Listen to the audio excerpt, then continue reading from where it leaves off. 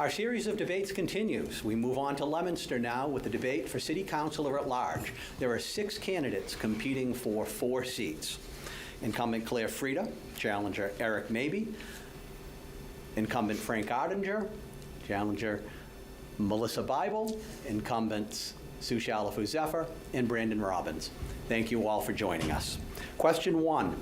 The Massachusetts Municipal Association released a report just last week showing increased pressure on local municipal budgets from a combination of increasing costs and slowed growth. Leominster is starting to feel the impact of this trend, barely reaching $1 million in new growth last year. Given that the city needs to have a balanced budget, and given the increases in health insurance and salaries and other factors, what specific projects would you support to expand the tax base in Leominster?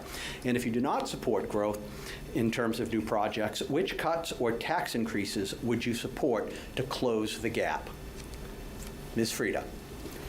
Thank you, Kevin, and thank you to LATV and jointly with FATV for allowing us to express our opinions tonight. I think we need to look at more industry. I mean, I think that's always something that we look for. We had issues in the past. AIS was looking to relocate. They needed to move out of Hudson. We had a vacant 500,000 square foot plus building that was vacant. We got that back on the tax rolls by offering incentives. I think a lot of the projects that we need to look at should be of industry so that we can also create jobs and have more opportunities for people that live here. We also need growth in housing. I think there are a couple of housing projects that have been approved recently by the planning board. The one on Lancaster Street, I think that's going to be watched, but that's going to be that'll be some growth. So I think I'd like to look at. I don't want to cut. Obviously, we don't want to cut. And you know, the MMA is certainly looking at a lot of these objectives. I was at a meeting last Friday in Chelmsford just addressing these issues.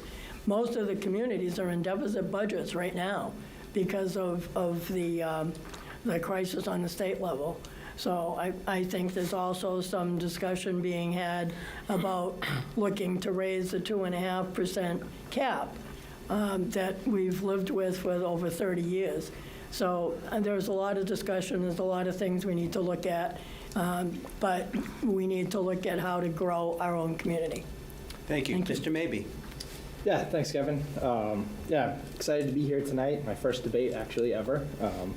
But yeah, like the first thing is it's not my money, it's not the city's money, it's the residents' money. This money comes out of our pockets, so I think it's important to always make sure we're spending on stuff that actually brings a real benefit to the city, be transparent where we're spending it, make sure we're funding everything that needs to be funded, but also make sure there's no waste. Like Claire said, I don't think we need to do any cuts in or anything, but expanding for growth. Professionally, I've been in the biotech life sciences industry for 26 years or so, and I think it's time we get some of that out to Leominster. I think that's a really prime industry we can bring out here. A lot of good real estate down by the new R&B and elsewhere. We can bring that in, and that's going to be really important. We only, another thing we can do is look at grants and other alternative methods of funding before looking at increasing property taxes, because I also agree that we've done really good in my 24 years being in Leominster. We've never done a Prop 2.5 override, so we've been able to maintain the budgets, because it's not just the city budgets that aren't growing, it's also our personal home budgets, right? Everyone's seeing higher health care, higher costs for everything. Oil's going up, and we have to be really careful how we spend the city's money. Thank you. Mr. Ardinger. Yes, thank you very much, and I appreciate the opportunity to speak to everybody tonight. I think we have kind of a difficult situation. When I moved to Leominster in 1974, we had factories throughout the city that were just booming, and we had good-paying union jobs, working good-paying jobs, and that all changed. And now we're in a different situation. We need more industry, but at the same time, we have a Goliath looking at us called Devons, which takes away a lot of the opportunities. And as the city councilor, I've seen us give some tax breaks to AIS and some other industries to help us out, and we need to continue to do that. And I think that from a financial point, Leominster is in a very unique situation in the fact that we have not had to use our 2.5% override at all, and we have a surplus in that budget, so we could raise our budget a bit without having to go to a 2.5% override. And I think really between housing, which is critical throughout the state, the developments, some of them which are controversial, some that are not. We need more housing, and again, we have limited space. Leominster is really looking for places to grow. We don't have a whole lot of industrial land left. We don't have a whole lot of even residential. You see new developments going in on a house, and there's very few of them that are not multifamily anymore, because that's the most efficient use of their resources to build houses. But that creates problems. It brings more kids into the school system and stuff like that, so it's a kind of a two-edged sword. We have to grow, we have to attract more industries, and we have to do it wisely so that we don't hurt the average taxpayer. Ms. Bible. Hi. I think we need to look at a couple of different perspectives.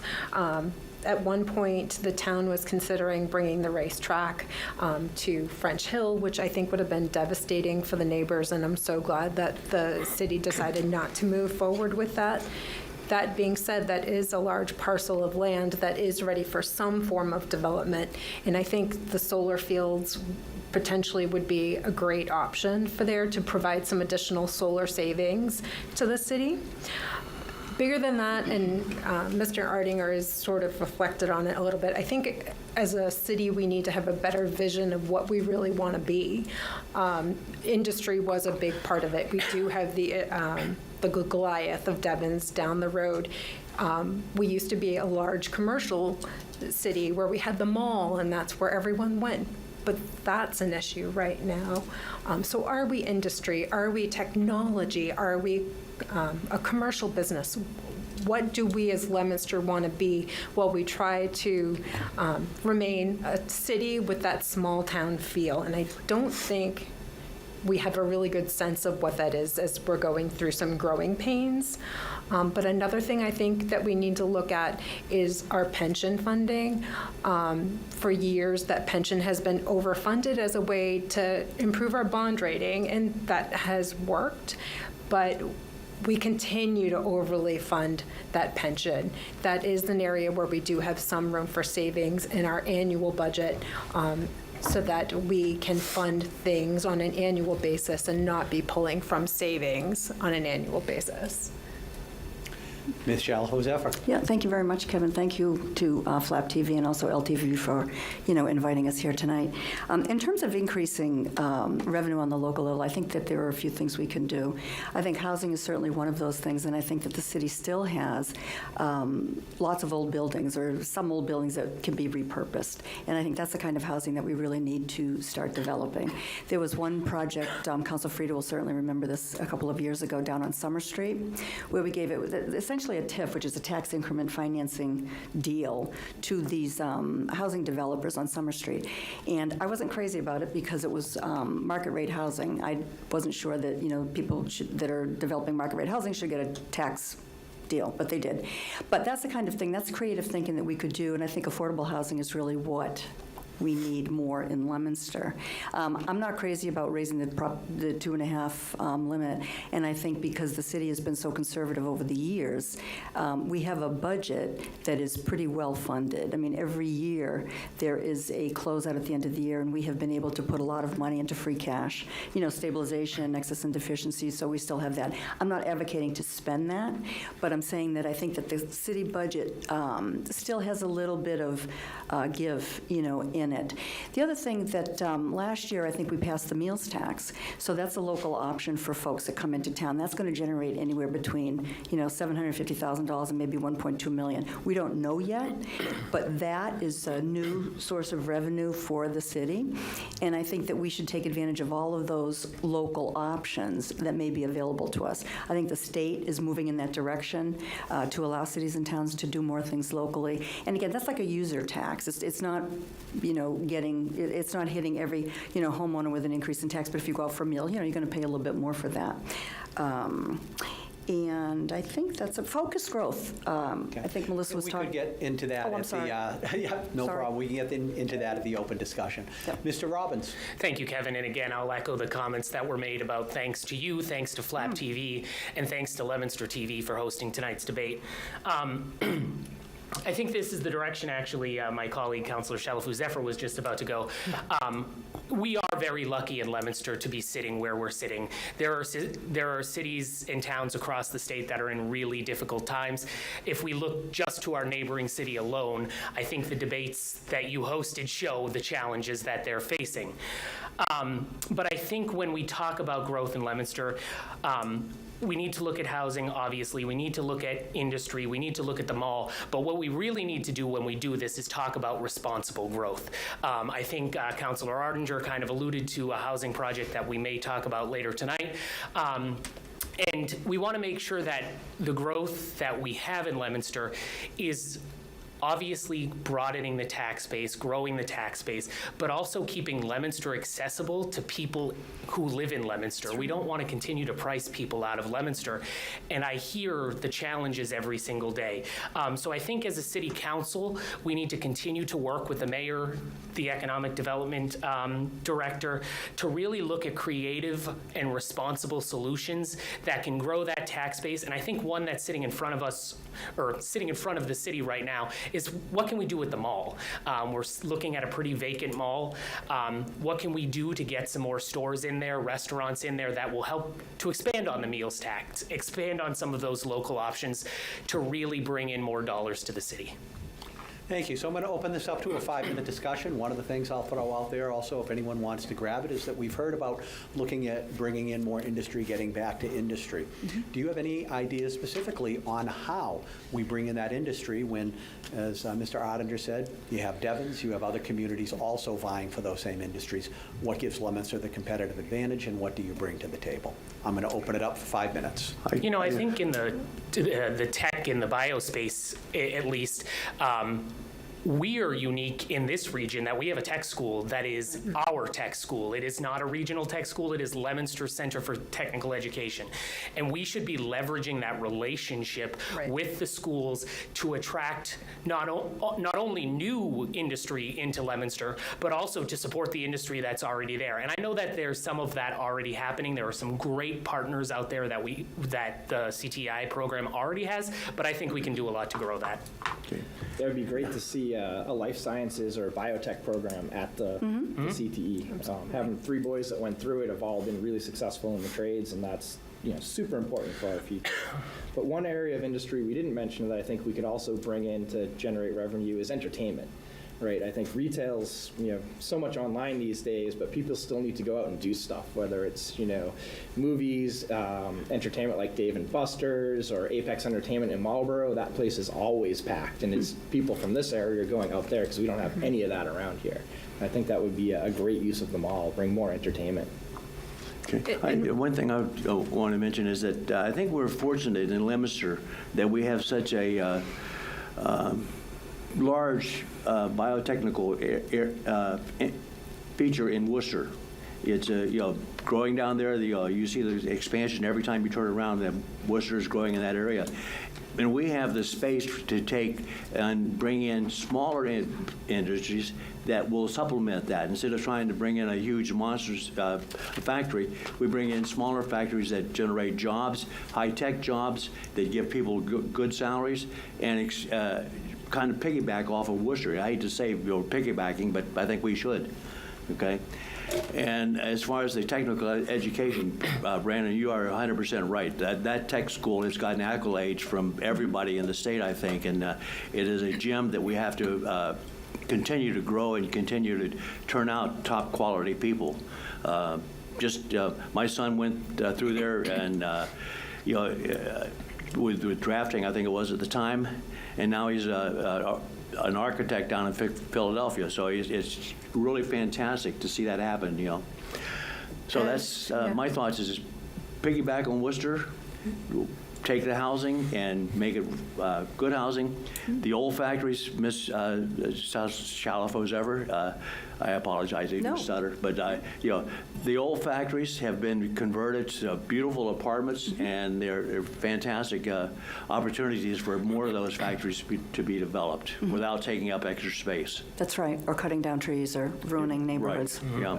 As an elected school committee member now, my proudest moment has been voting to waive all of the fees for extracurricular activities, for athletics, for clubs, for AP testing, transportation, whatever we could do to get kids involved.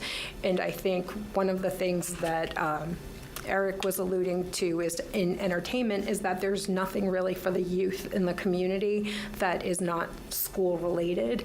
Growing up in Leominster, there was bowling, there was Roll on America, there was a club, there was all kinds of different things under 21-year-olds could do. And Leominster is really missing that, I think, in the gap right now. And, the schools are doing wonderful things. I'll always be their loudest supporter. But I think the community is missing a gap. So for those looking, think youth activities. I agree that the Center for Technical Education, that's one of my proudest moments, because when I was on the school committee in the 80s, there was a real discussion when property was being sold that we were renting for the trade school.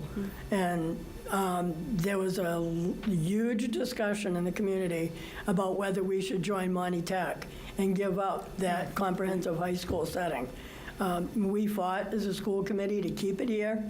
Well, we changed it to the CTEI, made it more computerization and a lot of issues.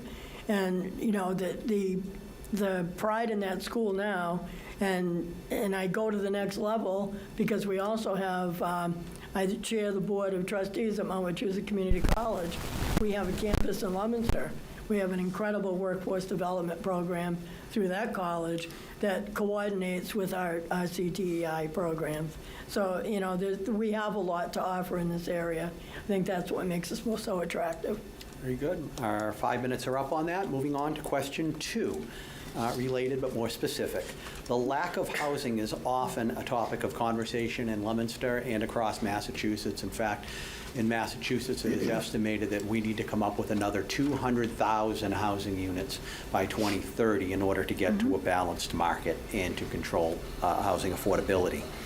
Given that most of, if not all of the old mill buildings have been rehabbed into new housing and developable land is scarce in Leominster, specifically, where do you propose Leominster should build new housing?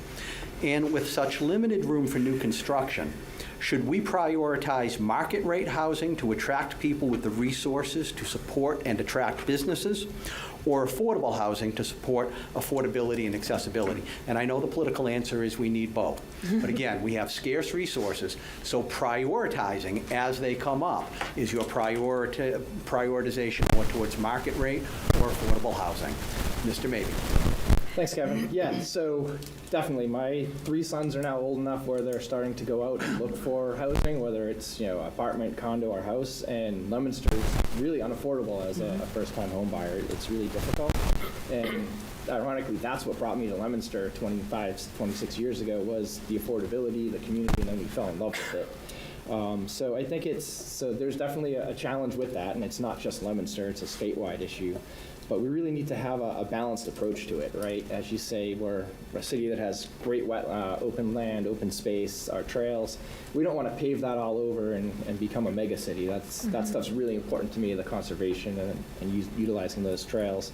So part of it is, I think we've got a lot of apartments, and we need to hold the landlords accountable for quality housing there.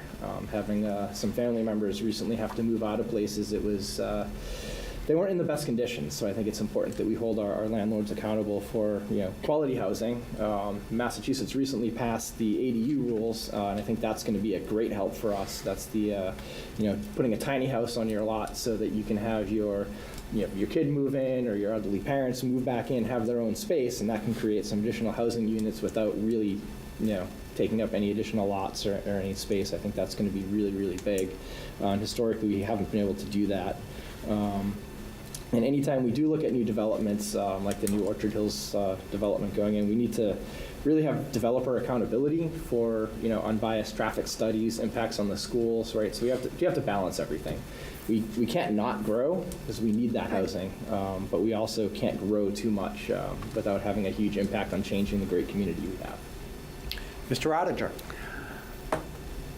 Mr. Maybe mentioned ADUs, and to me, ADUs are going to be a blight on the community. It's going to take your residential neighborhoods and turn them into multifamily housing automatically. I understand that having a small house for a relative or something like that, but we can already do that in the city. They used to be called in-law apartments, and we can make exceptions. But we do not need somebody putting a little 900 square foot house in front of their property, and ruining the neighborhoods. We have to remain. How do you put it? We have to remain critical or focused on the fact that our neighborhoods are what make the city of Leominster. Livable neighborhoods, walkable neighborhoods, and we don't want to destroy that, so we have to be very careful. I still look at some mill buildings around town that could be developed, and I think that's probably the number one focus that I would make immediately. And these could be, I think, would be primarily affordable housing. Because, as Eric mentioned, we do not have enough affordable housing in Leominster. I look at the price of my house compared to what I paid for it, and you as a realtor would understand that it's just astronomical. So, again, we need more affordable housing, I think, but unfortunately, the developers are going to go towards market rate housing. So we have to make sure that we can get some affordable housing and maybe give them tips to bring that market rate housing in, or not the market rate housing, affordable housing in. Okay. Thank you. Ms. Bible. So in my day job, I happen to be an executive director of a local housing authority where I have oversight of 150 units, and we're currently in construction of 41 units of private and market rate units that will be for those over 60 and those with developmental disabilities. That took a significant amount of work to get the process off the ground, and that's because the cost of construction in Massachusetts, especially for public housing, is skyrocketing. We ended up using federal tax credits, state tax credits, construction loans, and everything that we could do to get the building going, and it will be beautiful when finished. But one of the things that I'm proud of is that we worked with the neighbors in construction so that the neighbors had some say in what was built and where it was built. And Leominster is seeing the pushback from neighbors because of the decisions that the city made in the Orchard Hills development. So we need to be really careful about taking steps with that. I think ADU is appropriate in some neighborhoods. I think the city also needs to look at multifamily housing and possibly giving incentives for those that want to do multifamily housing that isn't these large housing complexes, but is maybe smaller, 2, 3, 4 bedrooms that you really find often on the French Hill area. If someone's looking to build a single-family home, can we incentivize if they build a 2 or a 3 family and create more options for more development there? But I do think the answer is, unfortunately, it's a combination of private market and affordable units. If there's more housing, the cost of rents will come down because there will be more availability in general. Ms. Shalafou-Zephyr. Thank you very much. ADUs, just I guess to speak to that, we're in the process of finalizing that language, right? It still is with the planning board.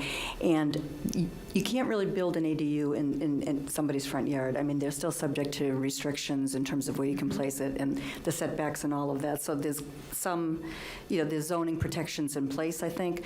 And also the nice thing about this law is that it doesn't have to be a family member, right? Currently, you'd have to get a permit and it could only be a family member. But, people will be able to rent these, hopefully at reasonable rates for local folks that want to stay here in Leominster. That's my concern, is that I think Leominster people who want to stay here, who have lived here for a long time, are really priced out of the market. And I am all for incentivizing private developers to build market rate housing if there's an affordable housing component that goes along with that. You want to come in and build expensive homes and make money, and that's perfectly fine. But by the same token, can you just do a little bit more for the community by building more affordable units, for some of the people that can stay here. So it's both, Kevin, sorry.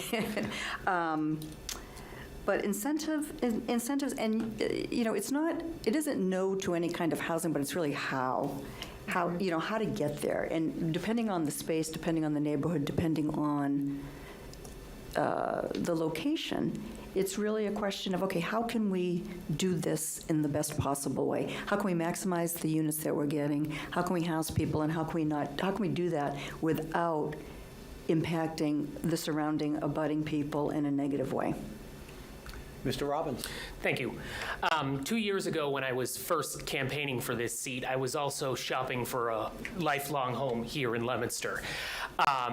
And during that process, and I don't think much has changed since then, not only did it take me between 6 and 8 months to find a home that my wife, Carly, and I could afford, but what we could afford was the lowest price we could afford, the max we were allowed to actually purchase a home for, but pretty much the lowest we could find on the market in Leominster.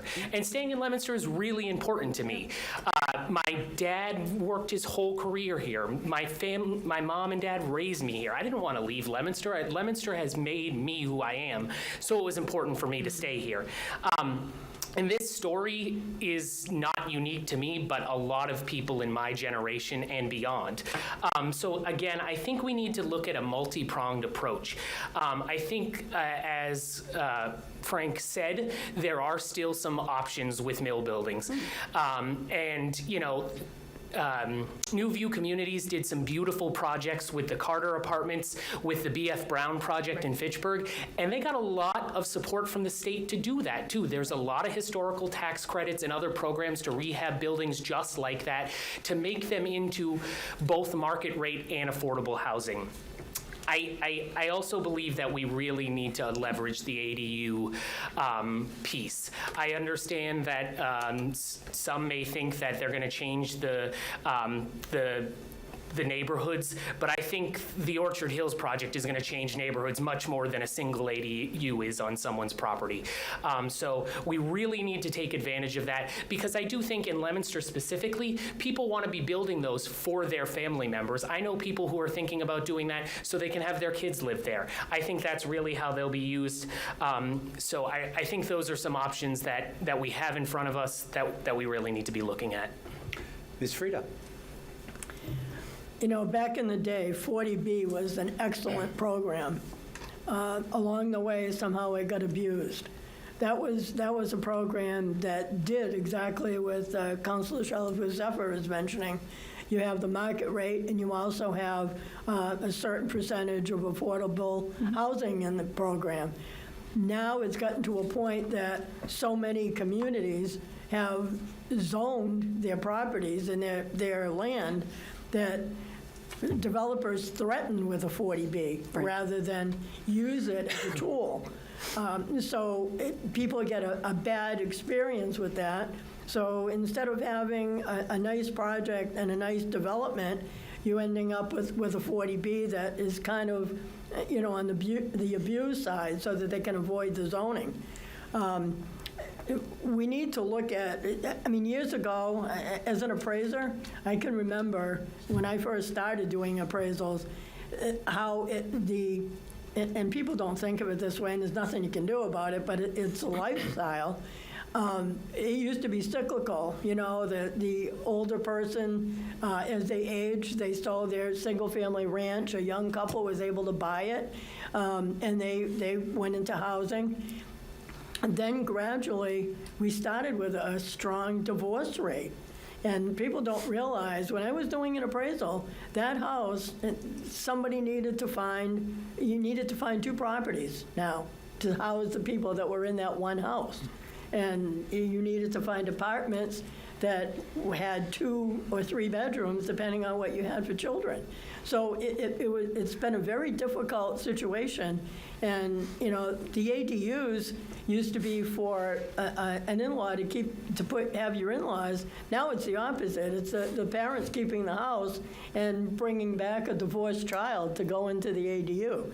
So society's changed, conditions changed, and I think a lot of the issues have changed. So we need to look at those that way. So we're going to go to the 5-minute open discussion on this, something I want to throw out there as well. A couple of councilors mentioned the Orchard Hill development.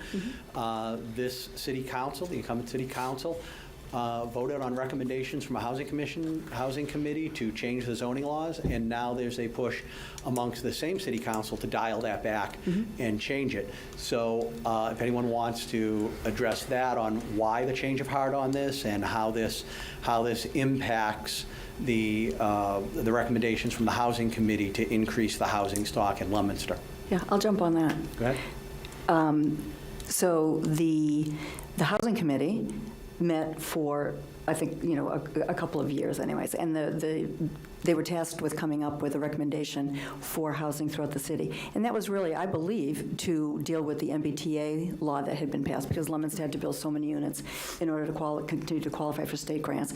So that was one of the jobs of the housing committee. And then the housing committee kind of morphed into other things, and developers starting to participating more. It was less about the MBTA housing meeting that law, and it became something else. So what happened with that was there were conversations by a developer. There were that were presented in a vague way with zero detail and information about the density changes, the special permit being removed, which eliminated public participation. There were a number of things that were done, but if everybody remembers, and I would encourage people in the public that are interested in this to watch the January 13th City Council meeting, there was no information given that would have provided the City Council with details and be able to appropriately evaluate what that change was all about. I want to talk on that in 1 second, but I want to just add something to an option that I mentioned before as well. I think the other thing we want to do as a community is really encourage ownership, right, to create generational wealth. The state is looking at something called the Tenant Preservation Act, which would allow tenants to purchase a multifamily home kind of in a condo-like fashion, turning renters into owners. Again, I think that we need to be looking at all of the creative options that we can. That's another option that's in the legislature right now that might be something that could help Leominster people stay here even longer. On the Orchard Hills development, I think Councilor Shalafou-Zephyr, started to speak to this, but I think as a council we were misled through the entire process. I think when the planning director came down and sat in front of us, questions were asked of her that we didn't have answers for. The process was rushed unnecessarily to get the zoning done. Councilor Shalafou-Zephyr asked for further time and was basically told we weren't doing that, or it was unnecessary, and we just kind of trudged into this process without answers on like what the density was going to be. And now we're seeing the consequences of that. So, that's why I think it's important to put the zoning back to what it was, and why I have co-filed a petition to do that with Councilor Shalafou-Zephyr. And things like that project, I have real concerns about not only the traffic, the effect on our schools, but also, as we sit here talking about housing, what's it going to do to our rents? If those are all market rates apartments and numbers of $3,500 a month are being thrown around, if they are going to get that over in the target Orchard Hills part of the city, what is that going to do to French Hill? What is that going to do to Ward 4? So that's another piece of that as well. The Orchard Hills project is one of the things that's probably going to cause a lot of discussion, to say the least. They're still going through the planning board, trying to get everything done, and the requirements are being changed. More restrictions are being placed on that development. And I personally, I think I'm going to wait till we get a final answer and get everybody down here at once and ask them the questions, and make sure that they're answering them correctly. The developer, the residents, they all want to have their say, and I think it's important that we take the time as a council to listen to those, but also be aware that the planning board has really I won't say the final say, but a big say in what happens up there, and I think we have to let them, sort that out before we get into a discussion as to what we're going to do on the council. As the one councilor that sat on the housing committee, there was a request that came to the council 3, 4, 5, 6 times looking for two councilors to sit on the housing committee. None of us were reacting to it, and I had a concern, being involved in real estate, as you are, Kevin. I had a concern that we were going to be talking about housing, and there was going to be nobody really watching the store. So having some real estate background, If I could just, Council, I know this has generated a lot of discussion, a lot of passion. Does anyone Right, have an John. objection to extending this another 2 minutes? No, Let's do it. yeah. Okay, go ahead, Councilor. okay. So I sat on that committee to watch, and it did start off, the Councilor Shalafou-Zephyr is correct, it started off as being MBTA zoning requirements. That somehow, it didn't morph, it was very specific. All of a sudden, there were no residents on that committee, which bothered me. I was the only councilor, as I said. Everybody else was a department head or they were a developer. And it started going towards changes in some of the different areas of the city. I had some objections to some of them. When more developers were coming in, there was more of a discussion on changing zoning that the developers were recommending. I got very irritated with the way the discussions went, so I actually left the committee. I had enough because I just didn't feel it was a fair representation overall. When that came down to the city council with the consultant from MRPC, as well as the planning director, we were told that, before I had to back up, before I left the committee, we were told down here that the council didn't like, I was told that the council didn't like the recommendations that were coming down. And I wasn't quite sure why that was happening. And I was told that there was going to be a working committee of the former Ward 5 councilor, the council president, and me that was going to relook at the zoning. So I said, no, that's not going to happen. I'm not going to be one of those of three that's going to get me nowhere. So that was how the housing committee went down to 0, pretty much. I just want Can we to get 2 agree more with. minutes on that? Everybody wants to weigh in, yeah. Yeah. Everyone wants to weigh in, okay? Thank you. I just want to concede you. agree with Councilor Frida on the Housing Committee about public participation. I know it's been said that I asked for the minutes of the Housing Committee meetings. I asked for the minutes because these meetings are held at 10 o'clock in the morning, which is very difficult for me to go to when the nonprofit that I run opens at 10 o'clock. So I think that having it accessible to people was Absolutely. definitely a problem, and with it being at 10 o'clock in the morning. But I don't even know that people in the public were asked to participate. So I think that that's an added challenge that, came from the Housing Committee. So I obviously wasn't on the council back then, but I think it's the council's job to make sure they're making informed decisions, informed votes, because this impacts everybody in the city. Yep, Right? So absolutely. if there's not enough information to make a smart decision, it needs to be postponed and, do that research. And I know you put forward that postponement, Bob. Right, no, I did. I asked for further time. There was not a lot of information. The information the planning director came down and provided was the person, promoting this. She didn't come down with the MRPC. It was just her by herself.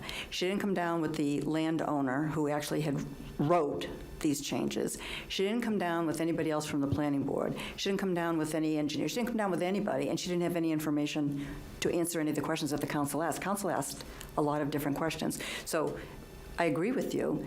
And I voted no. I voted against it. I thought I didn't have enough information and asked for further time. And unfortunately, the legal affairs chair said no. They just wanted to vote. He wanted to vote on it. I don't know why, but that's what happened. And this is the worst thing I have seen in my working life.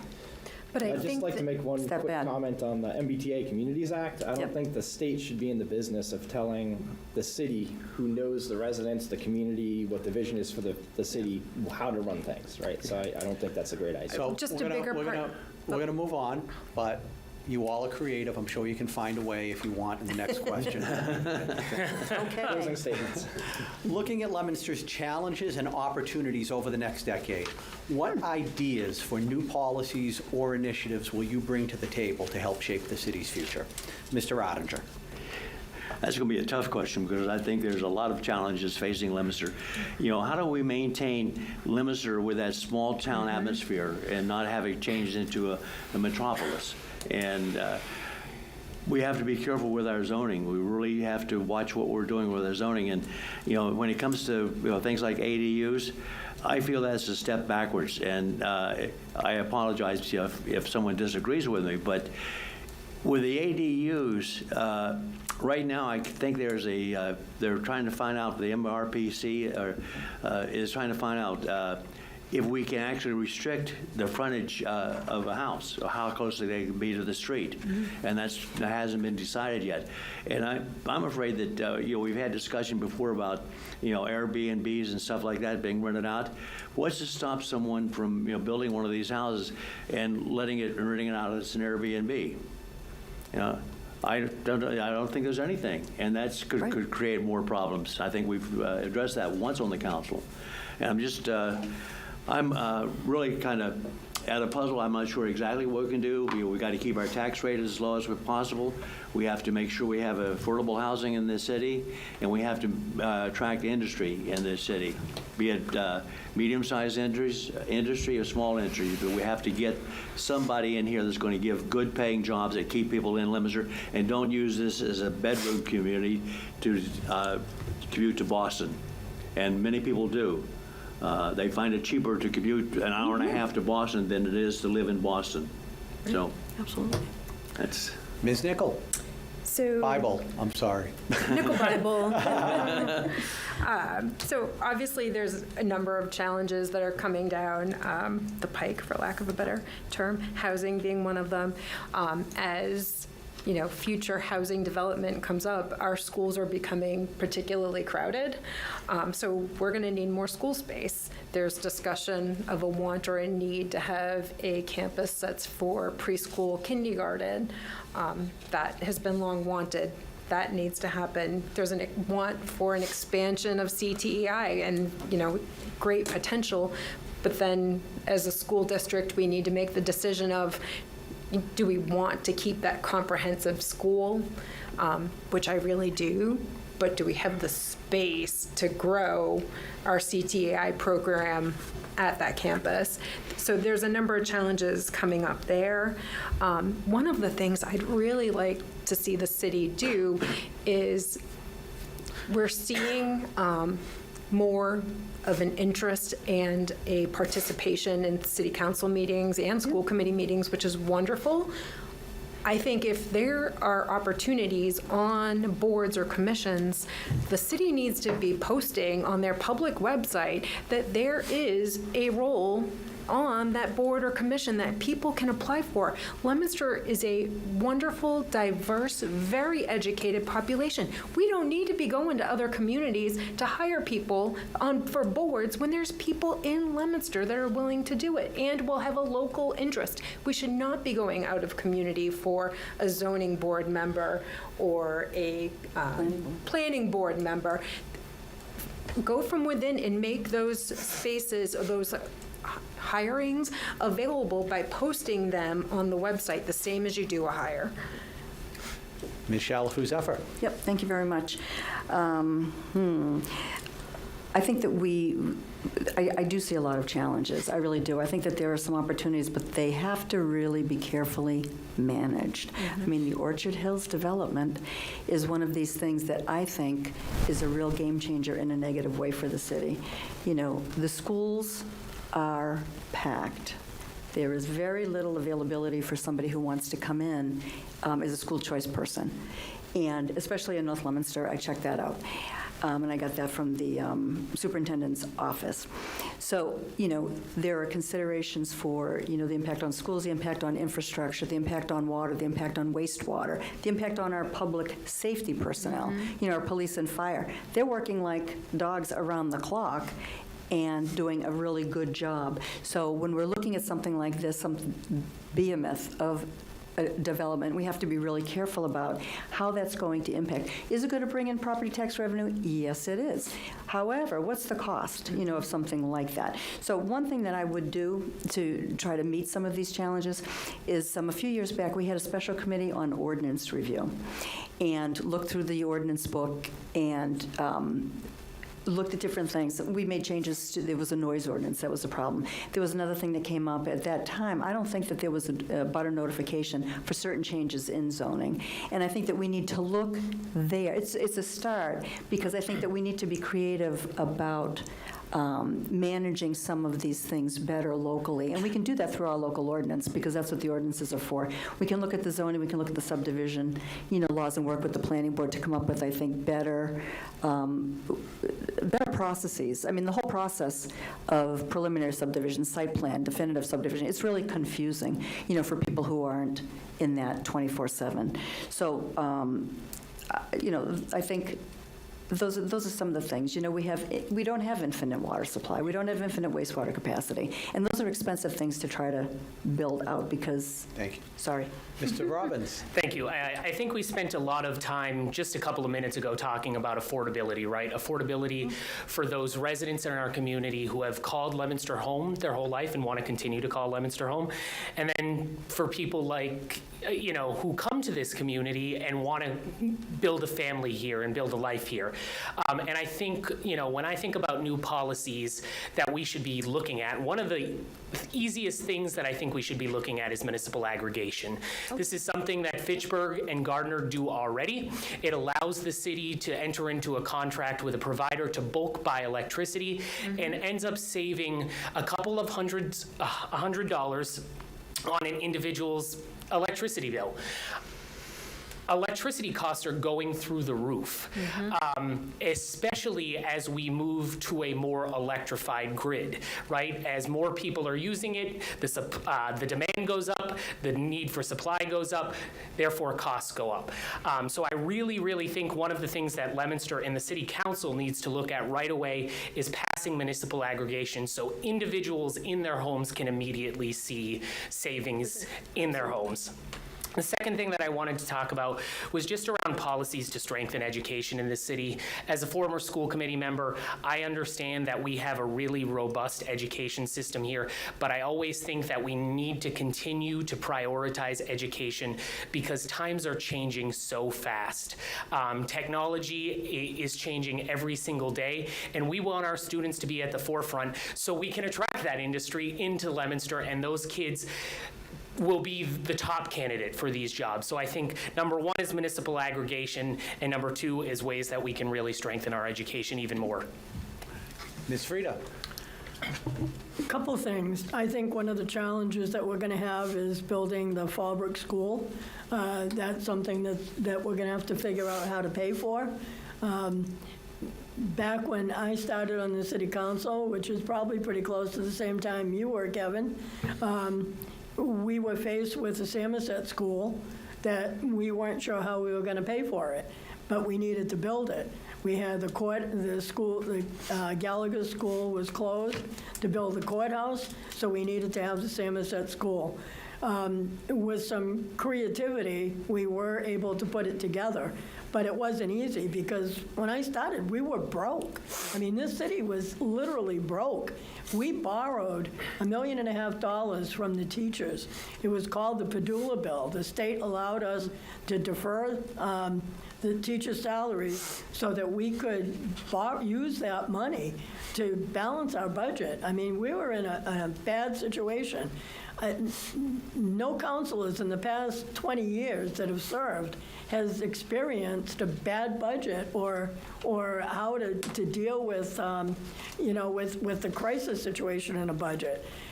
So that's something that's going to have to be looked at. Another thing I think we need to look at when we talk about ordinances, we need to look at not creating an ordinance in zoning with the cooperation of the person that wants to use that ordinance. Yes. I'm really adamant about the new battery storage facilities that are coming up. I'm watching that throughout the state.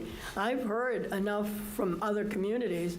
And when we had this before us the other night, and a gentleman got up and said he was working with the planning director to create the zoning for this battery storage, it's like, well, when do we come into the picture to create the zoning after everybody's happy with what they want to do? I agree we need to be... And we can get back to that in the Okay. open discussion. Mr. Mabey? All right, thanks. So I guess going last, I could hear a lot of great input from everybody, but one thing no one's touched on, and I think is critical to the role of city councilor, is listening to the residents. Getting out there, you're talking about what new policies and procedures should we have, right? Let's get out, talk to the residents, see what they want to do, and that's our role on the city council is to do that. So infrastructure, right? If we don't keep our infrastructure and maintain it, it's going to crumble, especially as we're talking about expanding the city. We can't just add 300 units up at Orchard Hills and expect the water department to stay as it is, police and fire to stay as it is. So we need to be smart decisions on those. It's great to see, the 100-plus-year-old pipes on West Street coming out over the summer. Can't believe our water came through that. It looked pretty gross, but they're all upgraded. So that was some awesome work by the DPW there. And also look at our environment, right? Leominster's, we're really lucky because we have a lot of great open space, the Manusnock trails, we have lots of parks. We need to make sure that we keep that open space here so we can utilize that.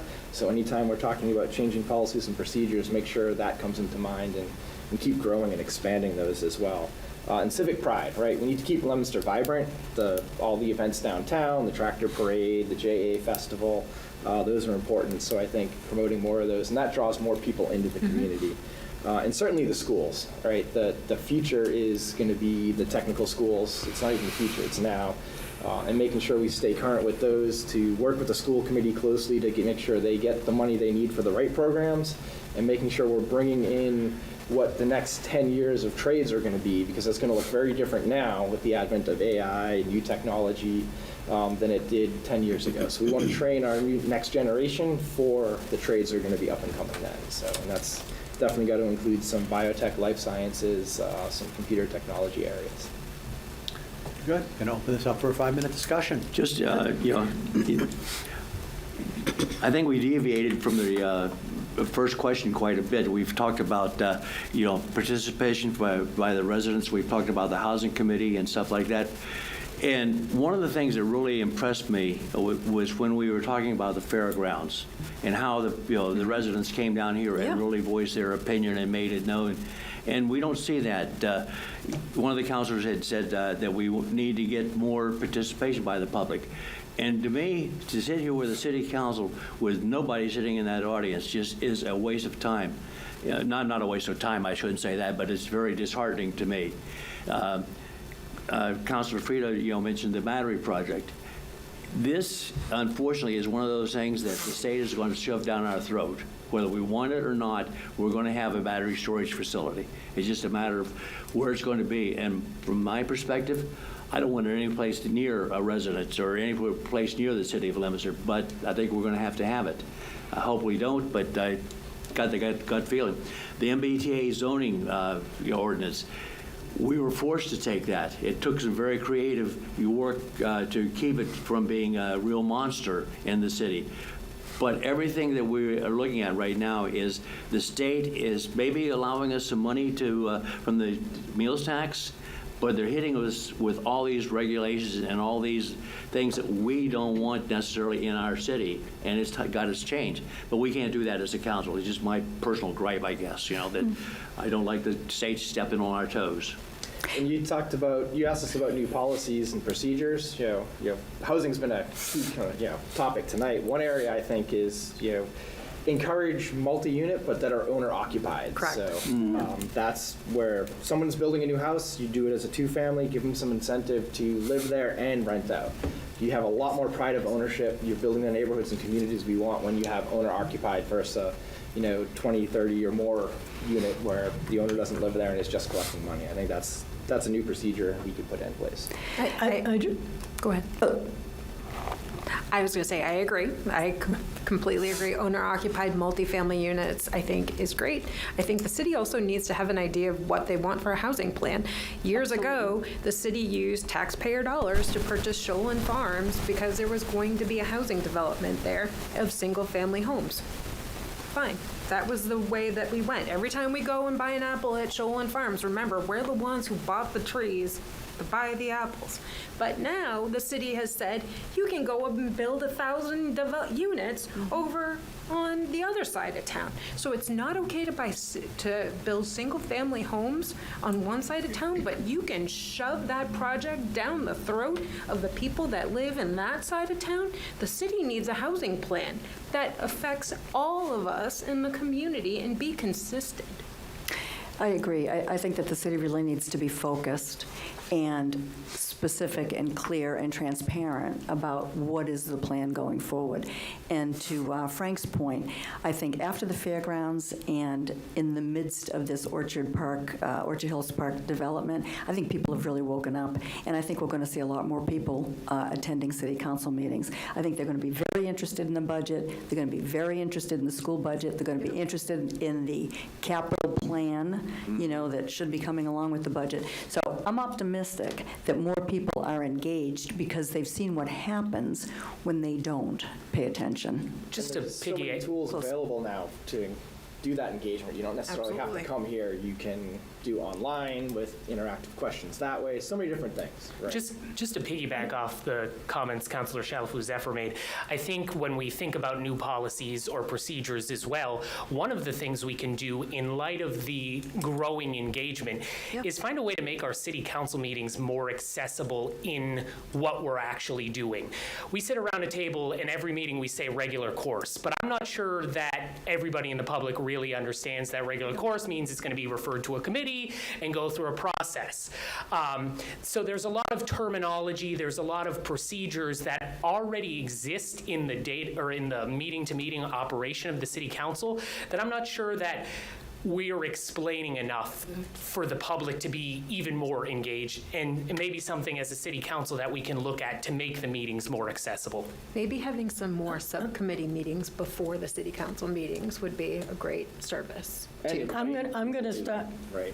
I'm going to start, but I'm not going to be able to finish because there's only 6 seconds left. But I'm going to start with some of the issues at the city council. For 10 years, we have not had, at least 10 years, we have not had subcommittee meetings on this council. We are not giving people the opportunity, and I guess I will have to stop there, Kevin, or can we extend this for another minute or two? Let's do 30 seconds. Go ahead Okay. and wrap it up. You're on a roll here. I have really tried to push this council for the past 10 years to get back to having subcommittee meetings. Absolutely. This has been wrong. We get a petition before us. You're right. We say regular course. It goes to the Legal Affairs Committee, goes to the Finance Committee. We get to the next meeting. We have a chairperson say, I looked at this, Mr. President. I had a conversation. I support this. Poll my committee, please. There's no discussion. We used to have some pretty robust discussions and debates back when, and the way I learned to be a counselor was you had a discussion. You did your homework. You came to the council, and you had your information, and you said, this is why I think we should do this or not do this. Okay, we need to move on. We have time for one Okay. more question. We are going to totally shift gears, but this topic did even cause some controversy on social media and the local groups just recently. So I want to bring it up. Across the country, local communities are taking different approaches of how or if to cooperate and assist U.S. immigrations and customs enforcement. Locally, the Worcester City Council recently voted 8-2 to prohibit the city's police department from collaborating with ICE. What is your position on whether or not the Leominster Police Department should participate in the 287G program, which allows local law enforcement to assist ICE with immigration enforcement? Ms. Bible. I believe that the role of the Leominster Police Department, that they do amazingly well every day, is to protect all of the people in Leominster. We have a variety of citizens or participants here in Leominster with a variety of different statuses, and it's to keep all of us safe. The role of ICE is to be involved in immigration enforcement. That is a federal matter that they should handle. There was a recent case that I think is what you're alluding to, where a child was separated from their family, and the Leominster police needed to get involved. They got involved in protecting a child and bringing that child to a safe situation. I'm 100% in support of that, but in terms of if they were on a street, a busy roadway, and they needed to keep a roadway safe, I'd be in support of that. But in terms of helping them take someone into custody, I think that's an overstep of what the Leominster Police Department's role is. Ms. Shalfo-Zephyr. I think the Leominster Police Department has their hands full doing the job that they do day to day, and I think they do an outstanding job. And I am very proud to work with, Chief Malatas and his whole team. I think that they're excellent. I think they're outstanding. And I think that they do their job. They understand what the law is. They understand what their role is vis-a-vis, federal people who come into the town, and they act accordingly. So would I change that? No. I think that they need to protect people here in the city of Leominster. They need to police our streets, and I think the federal agents need, to do their job. But in that situation recently with the young child, I think they acted completely appropriately, and I would hope that that's the way they continue. Mr. Robbins. Thank you. I as well am incredibly proud of the Leominster Police Department and support the police chief and the Leominster Police Departments in the efforts they are participating in today. The Leominster Police Department and all of our officers are trained in a very specific way, and I believe that they are there, as Ms. Bible said, to protect the city of Leominster and all of the residents that live in our city. I think getting into doing the work of another federal agencies spreads our resources that are already spread really, really thin at the police department even thinner. I think that would start to erode trust in our community. I think that, as the two who spoke before me and myself have already said, people are proud of our police department and stand behind them for the community engagement that they do, the trust that they build in this community. And I think if we start asking them to do this additional work, we're going to lose that trust.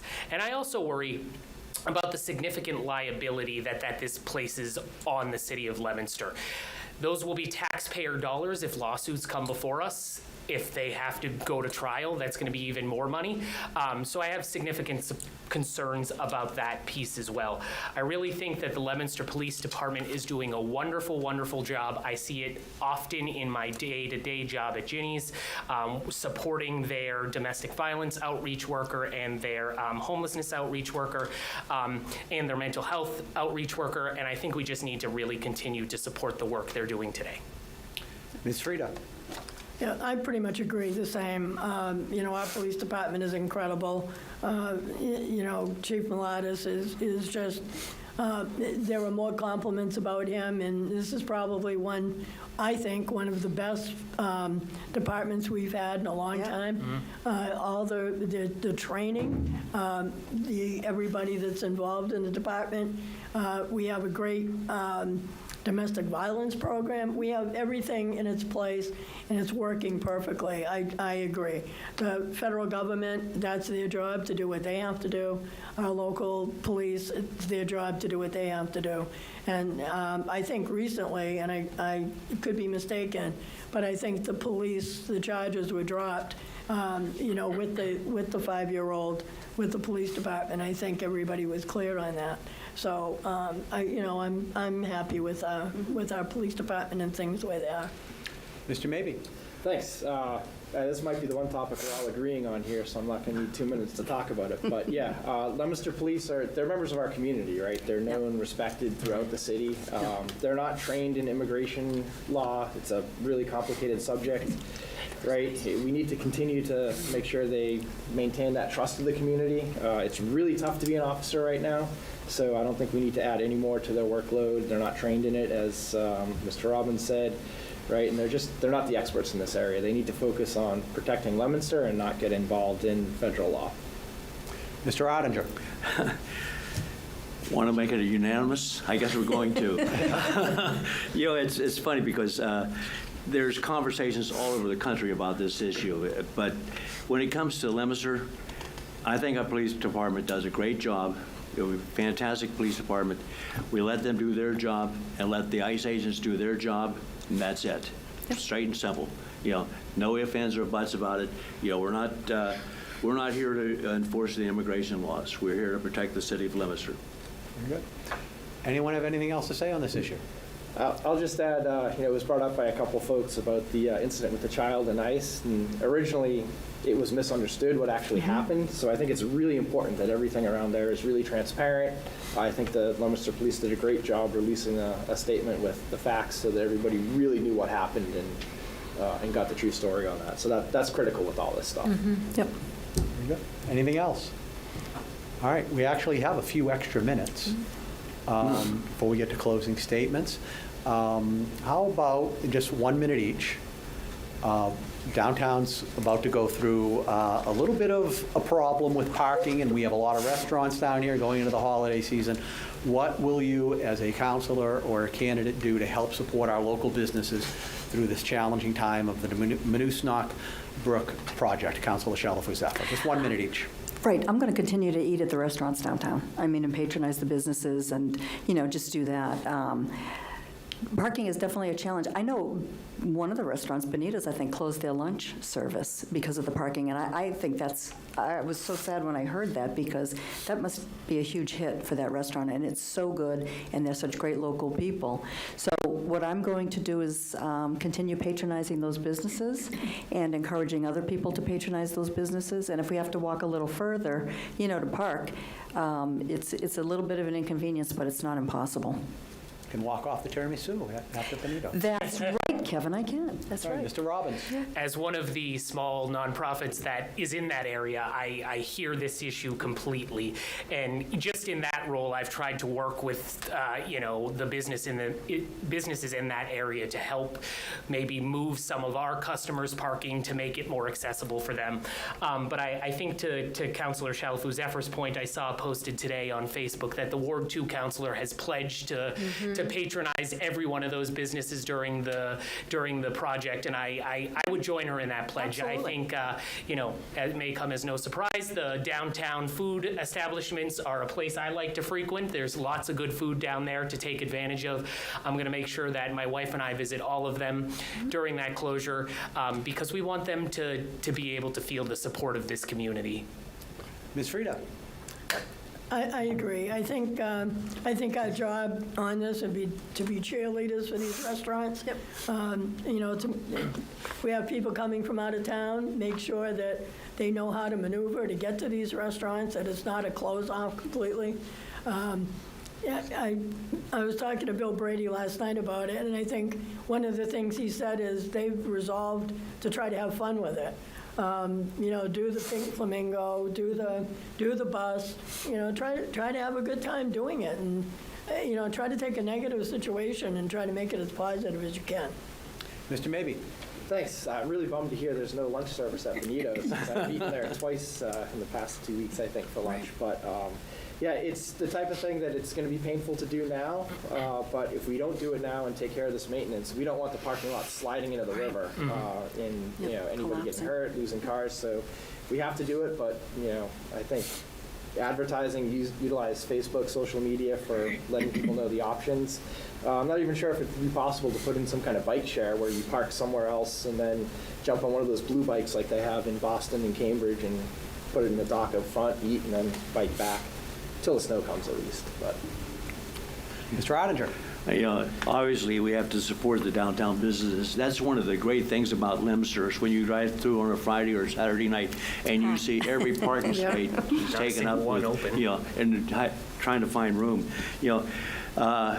There is a proposal I heard. I don't know if this is true, but where the cones are down on in Monument Square, they're going to put some parallel Angle parking in there, which I'm not crazy about, but it's going to help alleviate.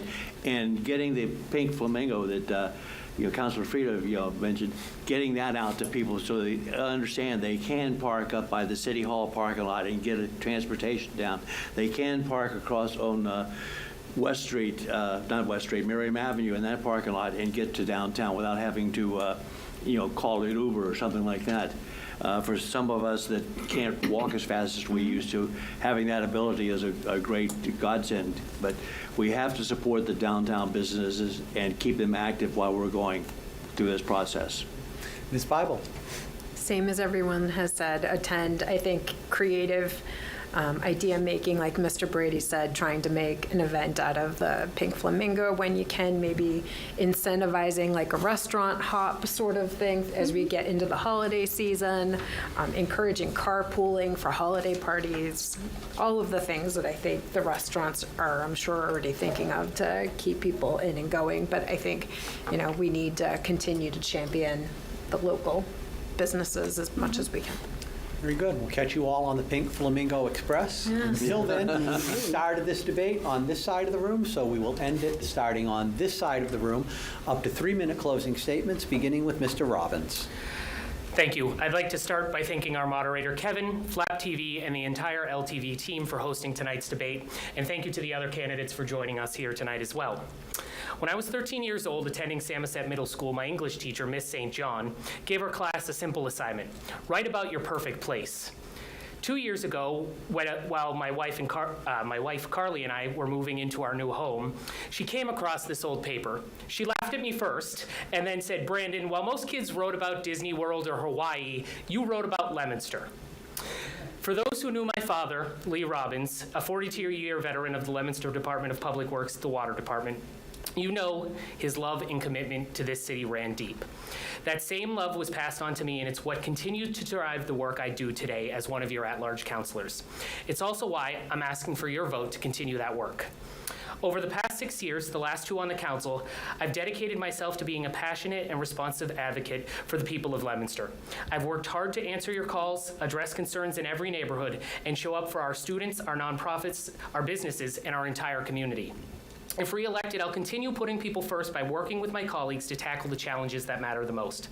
From rising utility costs and affordable housing to strengthening our schools and ensuring that anyone who wants to call Leominster home can do so with pride. These are complex issues that require creativity, collaboration, and a true commitment to listening to the community, and that's exactly what I'll keep bringing to the table. As my family has grown with the birth of our daughter Mabel, so has our city. And the limitless potential of Leominster continues to inspire me every single day. Our lifelong residents and our newest neighbors, like Mabel, deserve the best future we can build and dream of together. Leominster isn't just my perfect place. It's where I've built my life, my family, and my purpose. I'll never stop working to make sure it remains a city we're proud to call home. It has been an honor to serve as your at-large councilor for the past 2 years, and I humbly ask for your support to continue that work. When you head to the polls on November 4th, I hope you'll cast your vote for Brandon Robbins, number 6 on the ballot, for councilor at-large. Thank you, Leominster. Ms. Shalafou-Zephyr. Thank you very much, Kevin. Thank you, everybody from Flap TV, and thank you, Scott, and your team from LTV, Leominster Access TV. Good evening, Leominster residents. I'm running for re-election because I want to continue working for you and to continue helping solve problems that families in our city face every day. I'm a trained businesswoman, mother of 3, grandmother of 4, and an experienced nonprofit director and public servant. For years, I have volunteered for the Leominster Public Library, raising money for our expansion, and currently serve as a trustee of the library.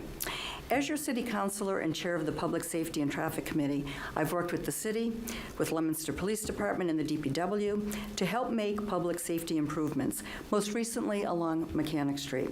We now have 2 speed feedback signs in place to help control speeding and a crosswalk with flashing lights to help people access businesses on Mechanic Street. These are sensible public safety improvements that support our residents and businesses.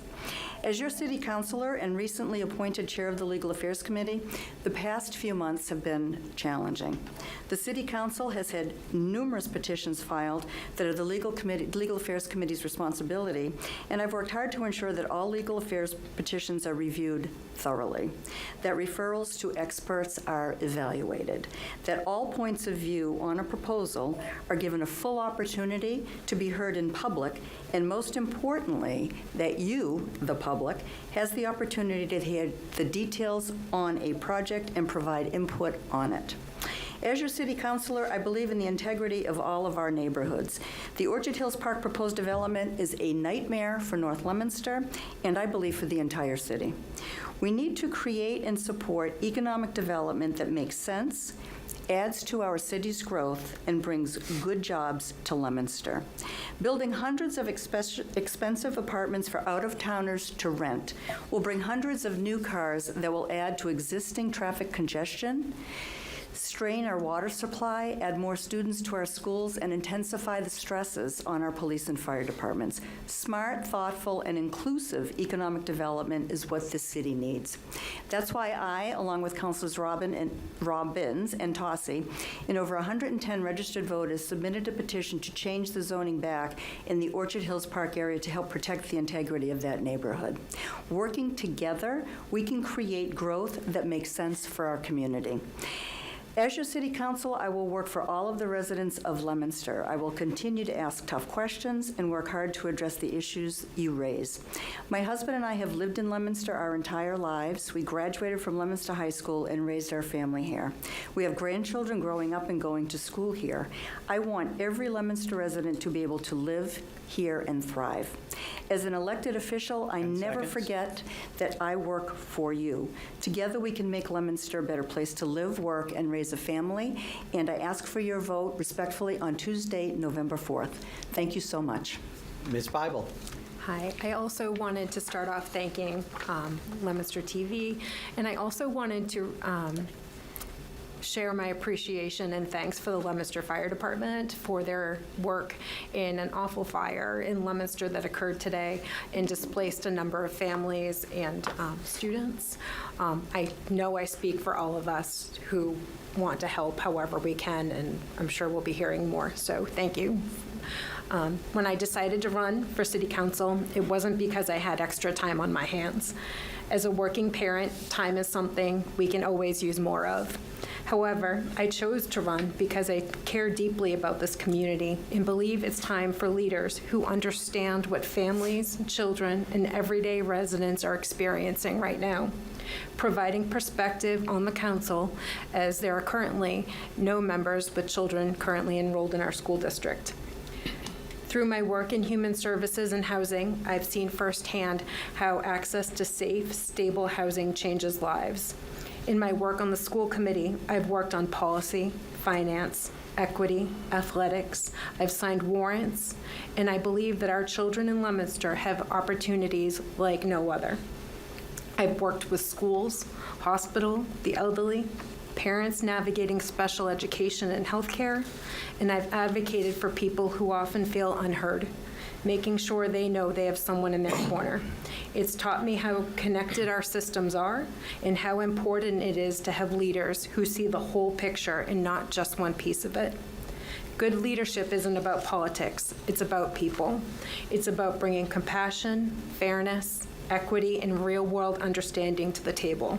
It's about listening and being available, being a neighbor, and never losing sight of the human impact beyond every decision that's made at this table. My parents raised my siblings and I to serve and help, and I honor my dad, who sat in probably this exact seat for 25 years as an elected official. As a lifelong resident of Leominster that continues to raise my family here, I see the incredible potential in our city, from neighbors to the city staff to those trying to keep their head above water right now. People deserve to know their voices matter and that their future is being shaped by people who value and know their perspective. If elected, I'll continue to be approachable, transparent, and focused on what matters most. Strong schools, safe and affordable neighborhoods, and responsible, caring leadership. I believe in Leominster's strength and how it lies in how we care for each other. How decisions the city makes impact all of our neighborhoods, all of our schools, and affording to continue to make Leominster our home. That begins with caring, transparency, and working together as a committee and as a community. Thank you, and I would appreciate your vote. Mr. Ottinger. Thank you very much for your participation in this event. I'm somewhat at a disadvantage because I am not a lifelong resident of Leominster. I chose to move here to Leominster in 1974. And over the years, since I've been here, I've seen Leominster go through some hard times. From sand on the streets in May from the snowstorms to getting surplus trucks from the DPW, from Devon's, which means they're junk, but that's another story.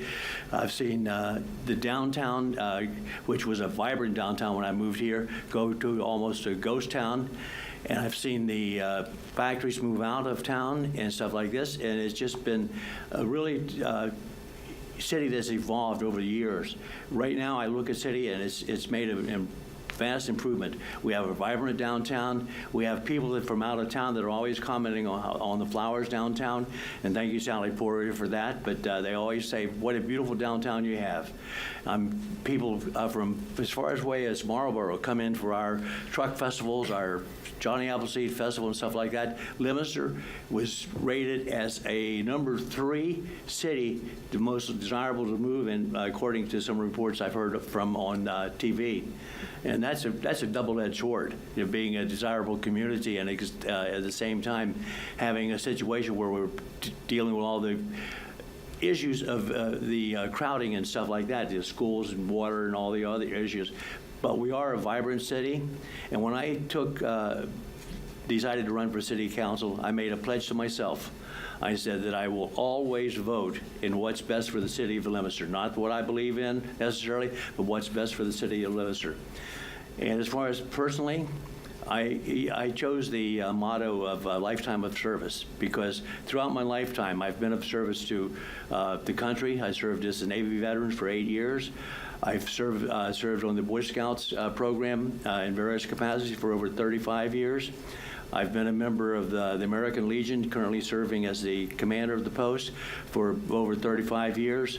I've been a member of the Rotary Club. I am dedicated to serving people. I'm looking forward to serving the people of Leominster for the next 2 years. And by the way, I have another challenge. That's my name on the ballot will be Thomas Ardinger, not Frank Ardinger. So we have to clarify that in case we're confusing anybody. And I would appreciate your vote on November 4th. Thank you very much. Mr. Mabey. All right, thank you. As everyone else has said, I want to thank Leominster TV, Mr. Cormier, and all the staff back there keeping the mics going and cameras working. As the newcomer here, the new face at the table, I'm honored to be amongst so many people who have so much passion for the city, and that's why we're all here, is we want to give back to it. So I'll take a little bit to talk about myself tonight so you can get to know me. I've been a long-time Leominster resident. Like Frank, I moved here, not quite in 1974, but 24 years ago or so. Community leader, family man, and I'm not a career politician, just a working-class Leominster resident who wants to give back to the community I've enjoyed for the past couple decades.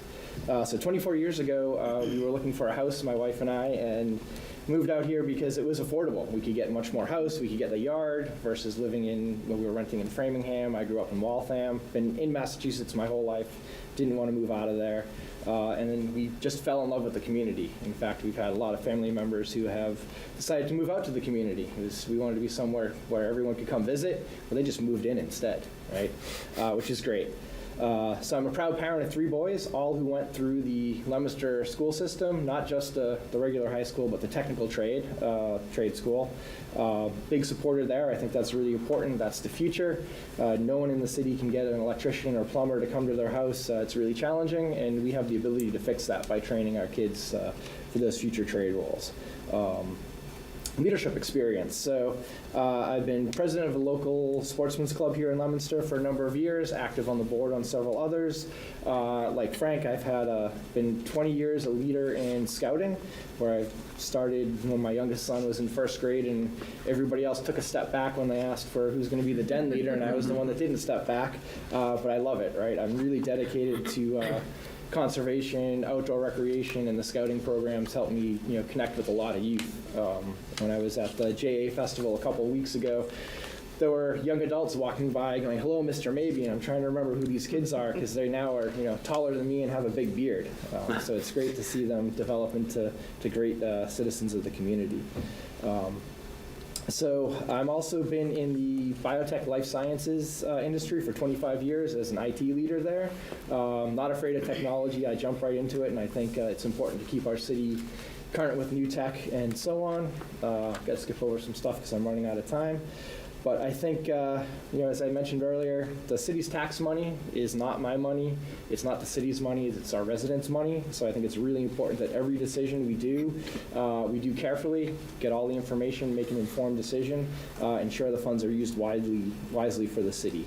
So I ask for your vote and your trust. I promise to be a dedicated, accessible counselor who listens first, values community, and delivers results. Together, we can achieve common sense, local focus, and real results. I ask you to vote for Eric on November 4th. I'm number 2 on the ballot. Ms. Frida? Thank you, Kevin. I love this city, and I love this job. I do not forget that the voters have trusted me for decisions, and that faith is something I take very seriously and hope that it shows.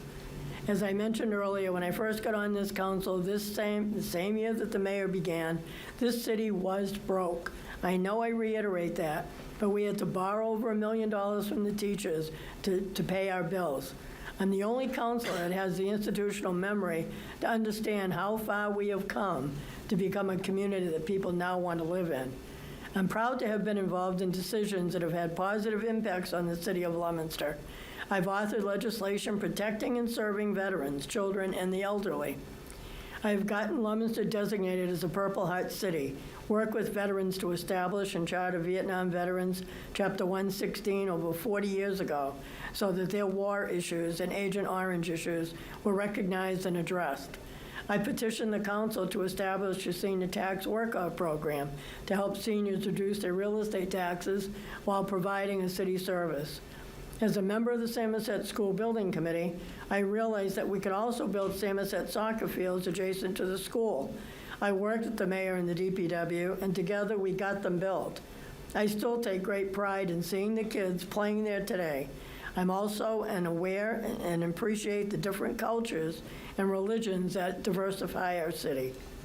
My experience in the real estate field as an appraiser and broker for nearly 50 years, coupled with my municipal involvement and knowledge of finances and taxation, gives me the tools to help the serious affordable housing issue we continue to face.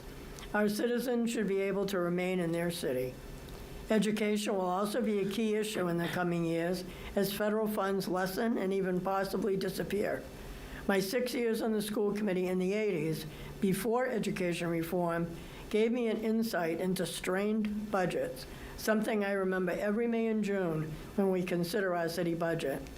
I've been honored by the Mass Association of School Committees for my support of education, and I'm also proud to serve as the chair of Mount Wachusett Community College Board of Trustees, an appointment by the governor after serving as a trustee since 2017.